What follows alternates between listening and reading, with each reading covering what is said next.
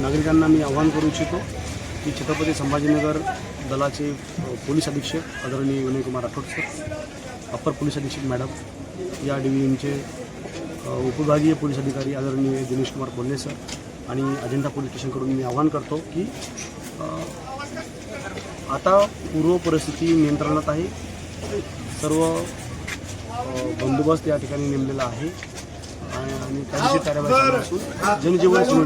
त्यामुळे नागरिकांनी कुठल्याही अफवांवर विश्वास न ठेवता त्यांचं सर्वसामान्य दैनंदिन व्यवहार जीवन सुरळीत चालावं.